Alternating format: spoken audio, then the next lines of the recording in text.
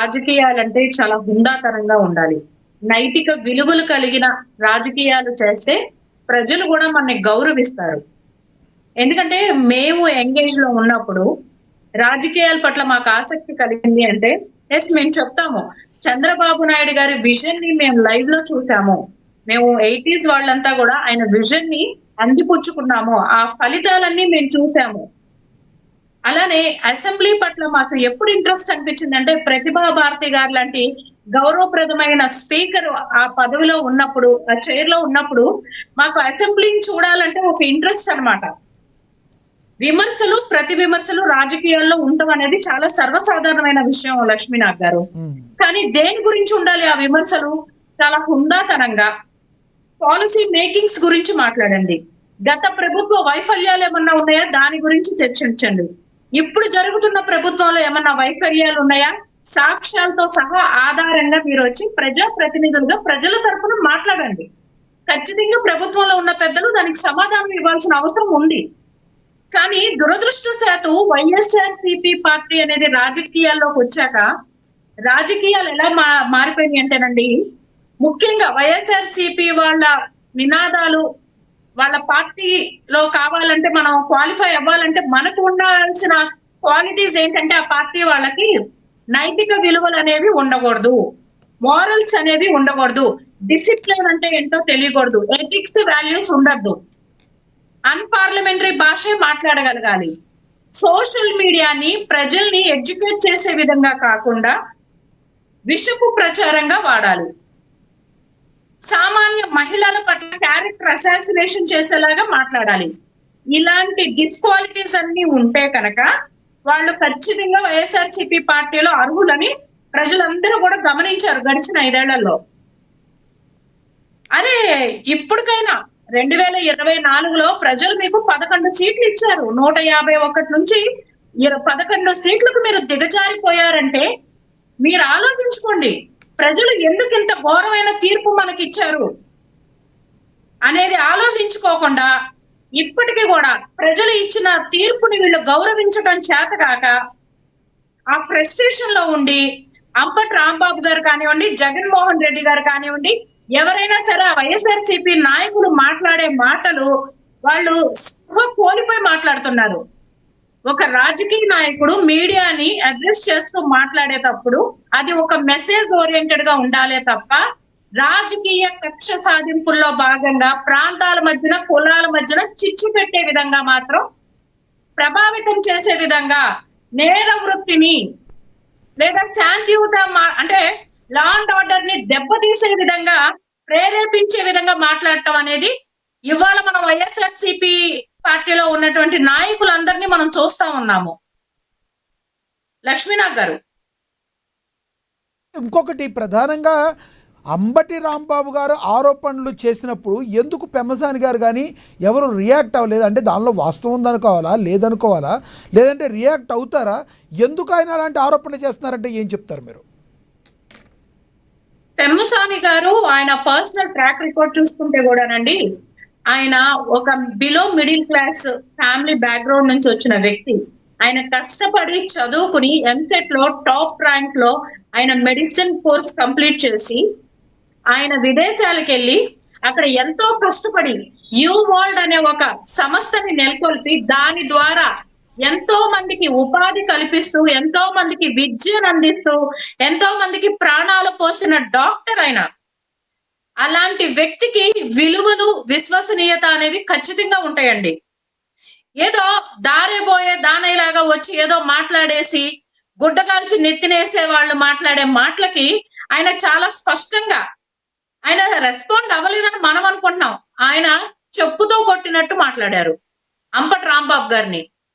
ప్రజలు మాకు ఇచ్చిన అధికారం లేదా అధికారం కూడా కాదు, ప్రజలు మాకు ఇచ్చిన బాధ్యత ప్రజల కోసం, రాష్ట్ర అభివృద్ధి కోసం మేము పనిచేస్తాము. మా ప్రతి నిమిషం కూడా రాష్ట్ర అభివృద్ధికి మేము కట్టుబడి ఉన్నాము. దానికోసం వినియోగిస్తాం తప్ప ఇలాంటి నైతిక విలువలు లేని రాజకీయాల గురించి మాట్లాడే వ్యక్తుల కోసం కాదు అని. ఏంటంటే అంబటి రాంబాబు గారి స్థాయి, ఆయన మాట్లాడితే నేను అడ్వకేట్, నేను లా చదివాను అంటున్నారు. ఇదే అంబటి రాంబాబు గారు లా చదివి కనీసం ఉపా యాక్ట్ ని ఎంత అంటే ఆయన ఎలాంటి విధంగా విమర్శించారు అనేది గతంలో మనం అందరం చూడలేదా? ఉపా యాక్ట్ అదో ఉప్మా, చట్నీ లేని ఉప్మా లాంటిది అని చెప్పి.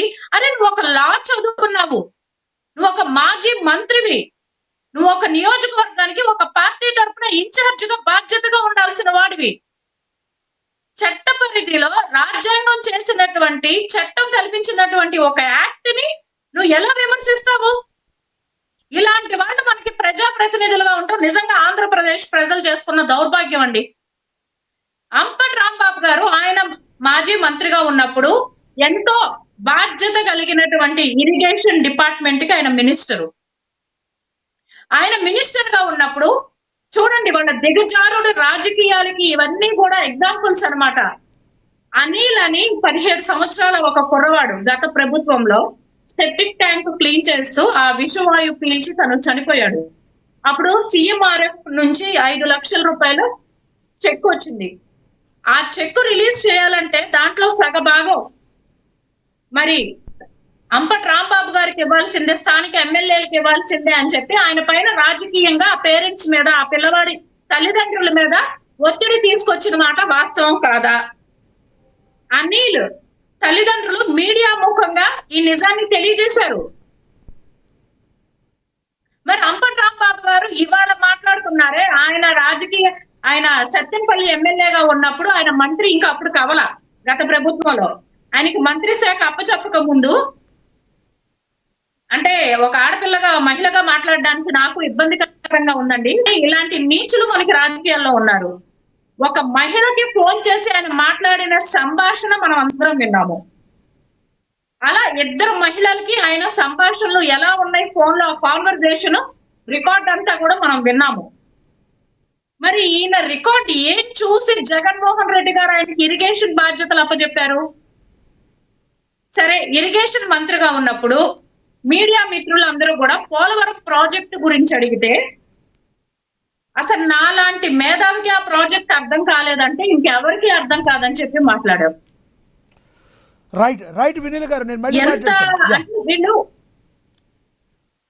సార్ ఒక్క నిమిషం అండి, మాట్లాడు. మిమ్మల్ని నమ్మి మీకు ఓట్లేసిన ప్రజల కోసం మీరు ఏం చేశారు? మీకు ఎంతో బాధ్యత కలిగిన ఇరిగేషన్ డిపార్ట్మెంట్ అప్ చెప్తే దాని గురించి మీరు ఏం చేశారు? మీ హయాంలో ఏమన్నా ప్రాజెక్టులు పూర్తి చేయగలిగారా? లేదు.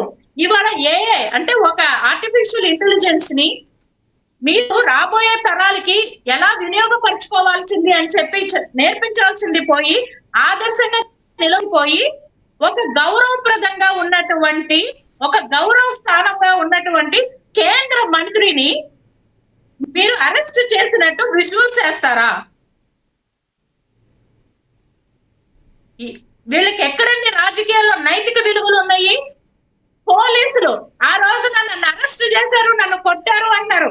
ఎస్, మిమ్మల్ని నిర్బంధించినప్పుడు మిమ్మల్ని కొడితే కనుక మీరు కోర్టును ఆశ్రయించండి, విచారణ జరిగింది. మీకు రాజ్యాంగం అంటే గౌరవం లేదు, చట్టాలని గౌరవించరు, పోలీస్ వ్యవస్థలనేమో గొడ్డలోడు తీసుకుంటామంటారు వీళ్ళ పార్టీ అధ్యక్షుడు. లక్ష్మీనగర్ నిన్న చూసుకున్నారు కదా, నిన్న చూస్తే కనుక ఉరవకొండలో జరిగిన ఘటన ఏంటండి?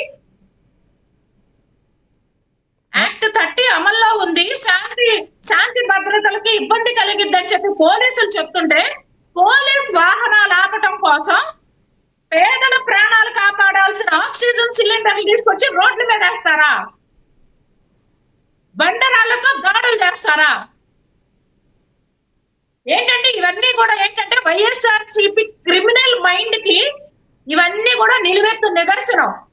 పొరపాటున నిన్న ఉరవకొండలో ఒక్క ఆక్సిజన్ సిలిండర్ ప్రమాదవశాత్తు పేలి ఉంటే అక్కడ ఎంత మంది ప్రాణాలు నష్టపోయేవి. ఇది ఒక రకంగా చూస్తేనండి టెర్రరిస్ట్ అటాక్ లాంటివి. వైఎస్ఆర్సీపీ వాళ్ళు టెర్రరిస్ట్ అటాక్ మోడ్ లో ఉన్నారు.